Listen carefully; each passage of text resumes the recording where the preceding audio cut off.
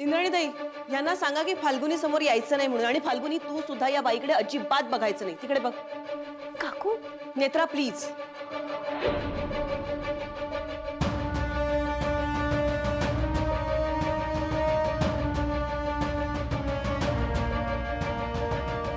मला एक सांग, गरोदर बाईच्या समोर लहान बाळांची चित्र का लावली जातात? तिच्या मनात चांगले विचार यावेत, ती आनंदी राहावी ह्यासाठी ना? या मैथिलीचा चेहरा त्या रुपालीची तंतोतंत जोडतो, ज्या रुपालीने फाल्गुनीच्या पहिल्या बाळाचा जीव घेतला होता. विसरलीस तू? मला सांग, आता फाल्गुनी किती दडपणाखाली वावरत असेल घरात, किती भीती वाटत असेल तिला. विचार केलायस कधी तू तिचा? पण तू फक्त मैथिलीचा विचार करतेस.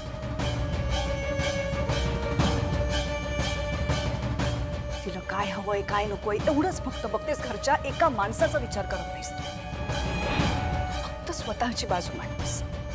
समोरच्याच्या मनात काय चाललंय हे जाणून घेण्याचा कधी प्रयत्न करतेस?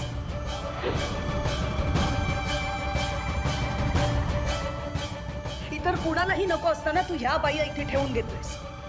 काय चाललंय सगळं?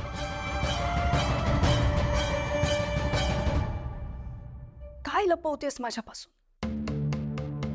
नेत्र, काय आहे तुझ्या मनात मला सांग.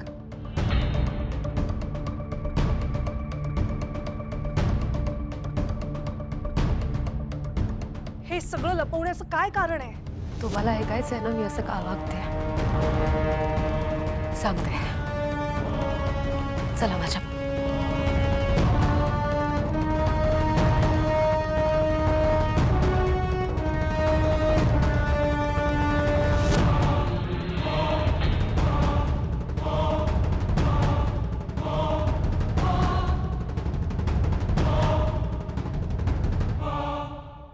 आत्या शतग्रीव परत येणार नाही.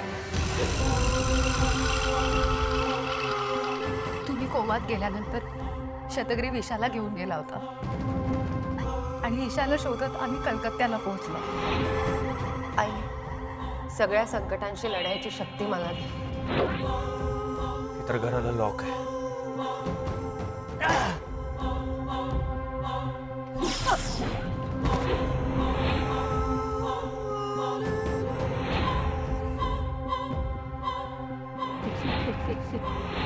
मान्य कर, मातृत्व देवत्व याहूनही मोठी शक्ती अस्तित्वात आहे आणि ती म्हणजे शतग्रीव. तुझ्या डोळ्यांदेखत तुझी मुलगी 10 असुरांचा वंशज होईल. माझा विषारी पाना आता हिला माझा वंशज बनवेल, नाहीतर कायमच संपवेल.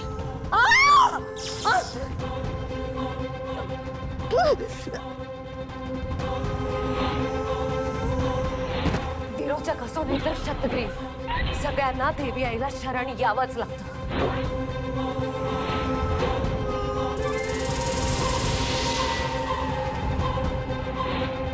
आणि तेव्हा त्रिनयना देवी आईने मला दिव्य दर्शन दिलं आत्या. हो आत्या, साक्षात देवी आई माझ्यासमोर प्रकट झाली.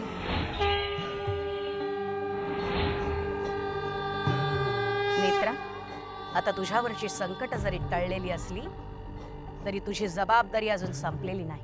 आता वेळ आहे मैथिलीला आधार देण्याची. तू एक आई आहेस नेत्रा. तूच एका आईची वेदना समजू शकतेस आणि म्हणूनच मनात कुठलाही किंतु परंतु न ठेवता मैथिलीला आधार दे. हे काम तूच करू शकतेस. किंबहुना हे काम तुलाच करायला हवं, कारण शतग्रीव परत येणार आहे. विरोचकाच्या वधाचा सूड घेण्यासाठी शतग्रीव नक्की परत येणार. पण लक्षात घे, मैथिली तुझ्या घरात असेपर्यंत सुरक्षित आहे, कारण तुझ्या घरात माझा वास आहे. पण ज्या क्षणी मैथिली तुझं घर सोडून निघून जाईल त्या क्षणापासून तिचा शतग्रीव होण्याचा प्रवास सुरू होईल. आणखी जोपर्यंत माझा तुझ्या घरात वास असेल तोपर्यंत सगळं सुरक्षित असेल. पण ज्या क्षणी मी तुझं घर सोडून निघून जाईन त्या क्षणी शतग्रीव मैथिलीच्या शरीराचा ताबा घेईल आणि अनर्थ होईल, विध्वंसाला सुरुवात होईल. कारण हे सगळं विधिलिखित आहे. जे विधिलिखित आहे ते घडणारच. यशस्वी भव.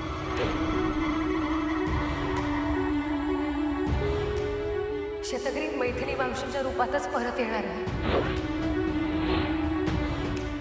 आणि म्हणून मी हे सगळं करते. आता तरी तुम्हाला कळलं ना सगळं.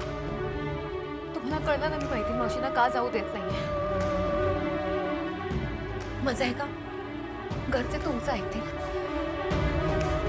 तुम्ही सगळ्यांना समजावा. आता तुम्ही सांगा त्यांना.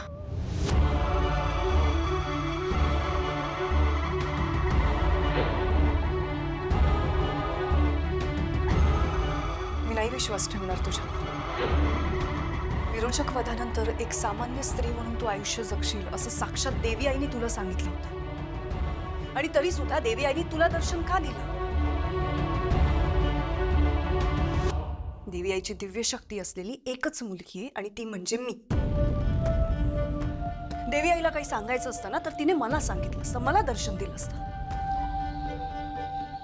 तू खोटं बोलतेस. त्या मैथिलीला वाचवण्यासाठी तू देवी आईचं कारण पुढे करतेस.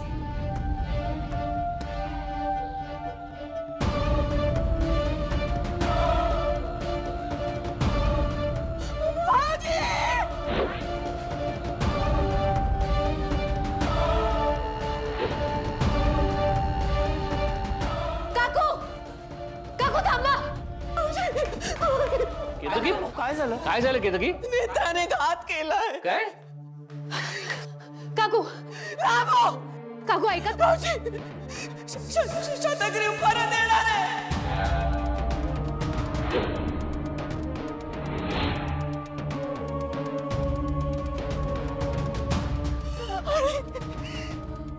या बाईच्या रूपात परत येणार आहे.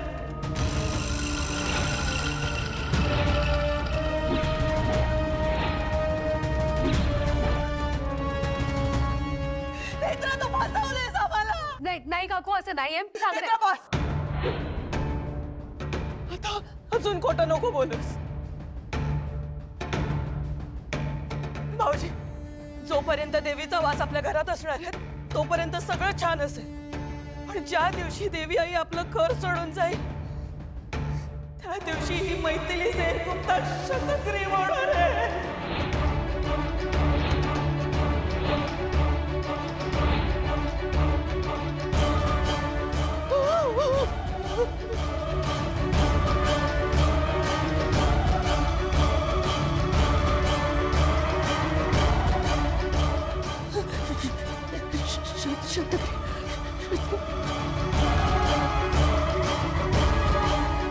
इतकी वर्ष ही नेत्र आपल्याला खोटं सांगत होते की शतग्रीव कधीच परत येणार नाही. पण असं नाही, शतग्रीव येणार आहे परत. आणि हिला हे पहिल्या दिवसापासून माहित होतं. तरी आपल्या जीवाची केळी स्वतःच्या मुलीचा पण विचार नाही केला. काकू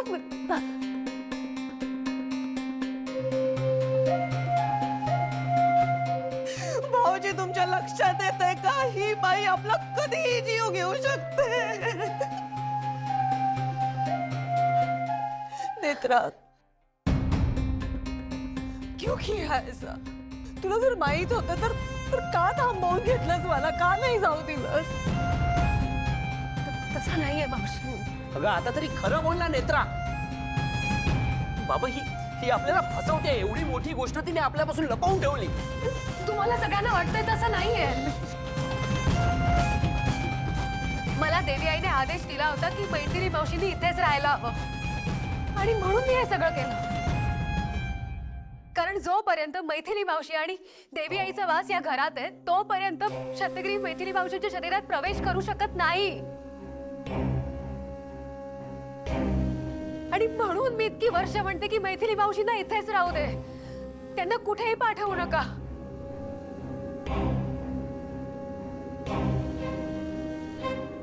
मी आपल्या कुटुंबासाठी बोलते, तुम्हा सगळ्यांच्या रक्षणासाठी बोलते.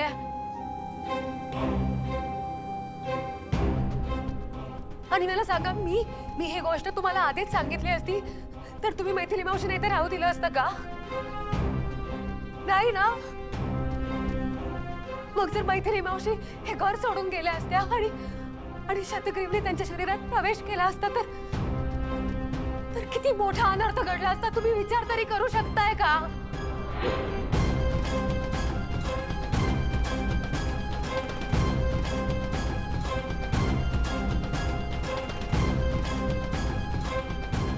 तर एवढी मोठी गोष्ट तू लपवून ठेवलीस माझ्यापासून. मला लपवायचं नव्हतं. माझ्या डोक्यात हजारदा विचार आला की मी तुम्हाला सत्य काय ते सांगून टाकावं, पण मी कसं सांगणार होते? तुम्ही राहू दिलं असतं का मैथिली मावशींना? आणि हे सगळं सांगितल्यानंतर सतत सगळेजण एका भीतीखाली जगले असते. मला ते नको होतं म्हणून मी नाही सांगितलं. नेत्रा, तू आमचा विश्वासघात केलायस. बाबा तसं नाहीये. बाबा बरोबर बोलताय नेत्रा. तू विश्वासघात केलायस सगळ्यांचा.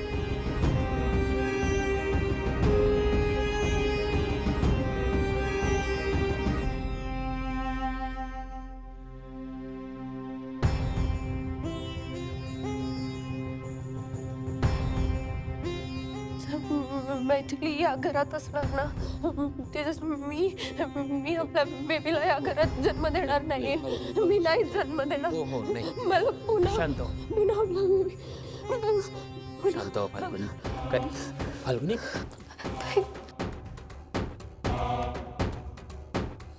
फाल्गुनी फाल्गुनी फाल्गुनी फाल्गुनी फाल्गुनी फाल्गुनी फाल्गुनी फाल्गुनी भाऊजी ही बेशुद्ध झाली. डॉक्टरला फोन कर. काय झालं डॉक्टर? फाल्गुनी अशी अनकॉन्शियस का झाली?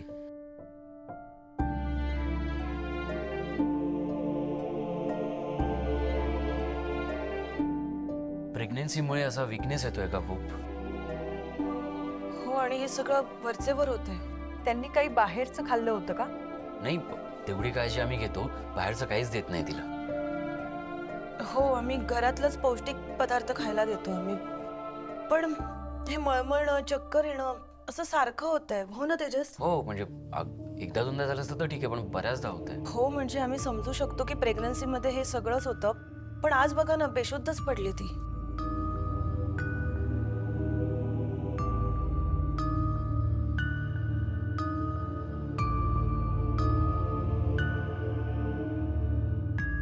घरात जे चाललंय ना त्याचा फाल्गुनीला खूप त्रास होतोय. या सगळ्याचा खूप मानसिक धक्का बसलाय.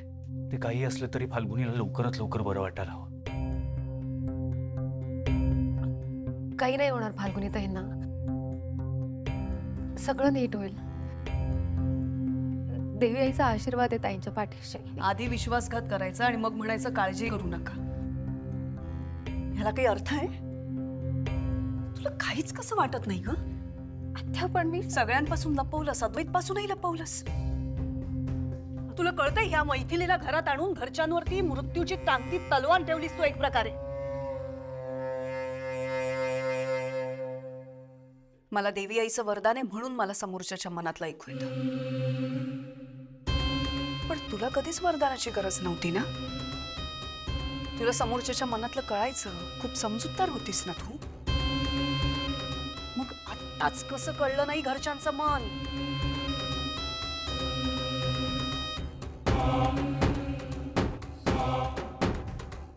या मैथिलीला घरात आणून तू खूप मोठी चूक केलीस.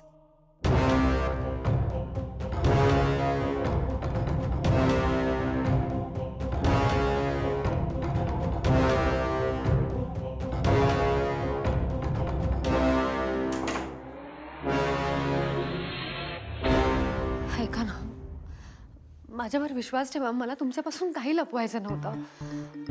मला विश्वासघात करायचा नव्हता तुमचा. नेत्रा, तू जे काही केलंस ना त्याचं आम्ही कोणीही समर्थन करणार नाही आहोत. बाबा, मी काय म्हणते ते एकदा ऐकून तरी घ्या. आणखीन काय ऐकून घ्यायचंय? अजून काय लपवलंस तू? सगळं सांगून टाक, सगळं सांगून टाक आजच. त्या एका बाईसाठी तू घरच्या सगळ्यांना दुखावलंस. तू घरच्यांना विश्वासात घ्यायला हवं होतंस. तुला माहितीये ना फाल्गुनीला किती धक्का बसला या सगळ्याचा.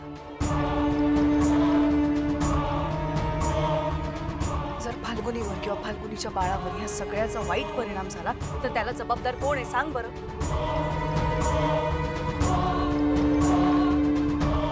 मित्रा, फाल्गुनीला आई व्हायचं होतं. मागच्या वेळेस तिच्या बाबतीत जे काही घडलं त्यातून बाहेर पडायला तिला किती वेळ लागला. आता तरी तिच्यापासून हे सुख राहून घेऊ नकोस. आता तरी तिला आई होऊ दे. आमच्यासाठी नाही तर निदान त्या येणाऱ्या बाळासाठी तरी त्या बाईला घराबाहेर काढ. आणि जर फाल्गुनीला किंवा फाल्गुनीच्या बाळाला काही झालं तर आम्ही तुला कधीही माफ करणार नाही. काय बोलताय तुम्ही?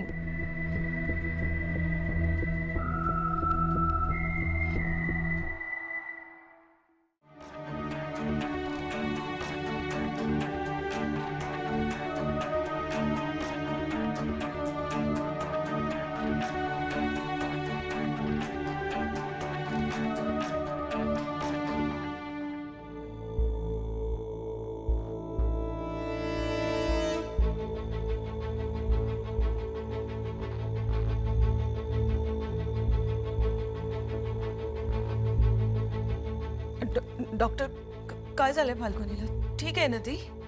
डॉक्टर, म्हणजे हे जे काही झालंय ते प्रेग्नन्सीमुळेच आहे ना? तुम्हाला कोणी सांगितलं की त्या प्रेग्नेंट आहेत म्हणून?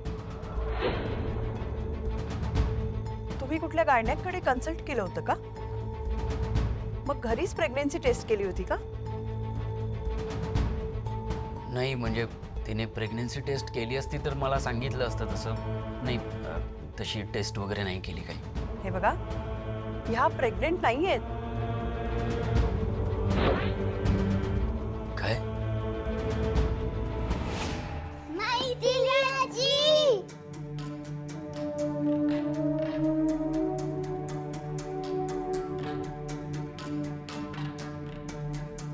ईशा, रीमा, इकडे या.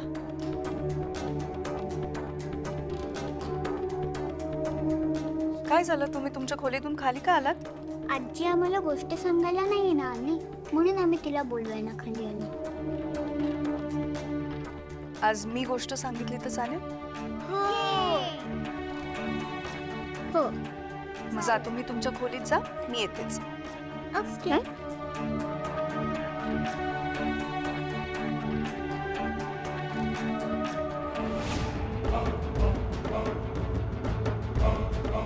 अहो, असं कसं होईल? म्हणजे सगळं तर तसंच होतंय ना. तिला चक्कर येते, मळमळते, उलट्या होत आहेत. हे बघा, लक्षणं जरी ती असली सगळी तरी सुद्धा त्या प्रेग्नेंट नाहीयेत. यांना ओव्हरियन सिस्ट असू शकतो असा मला डाऊट आहे. तर त्यासाठी आपल्याला काही मेडिकल टेस्ट करावे लागतील. एकदा त्या शुद्धीवर आल्या की आपण त्यांच्या टेस्ट करूयात. पण त्या प्रेग्नेंट नाहीयेत. पण असं कसं होईल? ती प्रेग्नेंट आहे डॉक्टर. हे बघा, मी समजू शकते, पण खरंच त्या प्रेग्नेंट नाहीयेत. हवं तर तुम्ही दुसऱ्या कुठल्या डॉक्टरशी कन्सल्ट करू शकता.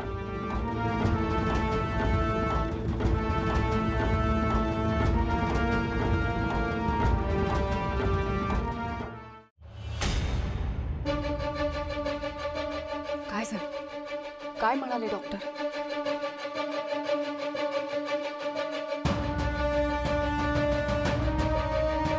काकू, सांगा ना, काय म्हणाला डॉक्टर?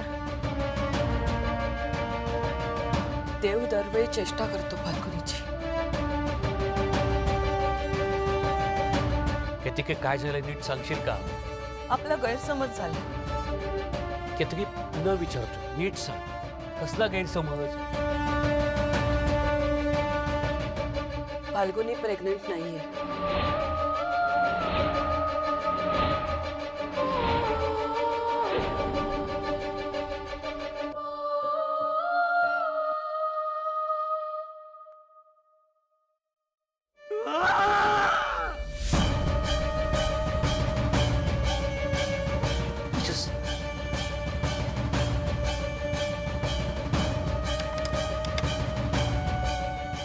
काय झालं? खबरदार फाल्गुनीच्या जवळ जरी गेलात तर. ये लेकिन वो तेजसची रडण्याचा आवाज येतोय. तोंड बंद ठेवायचं. आज जा.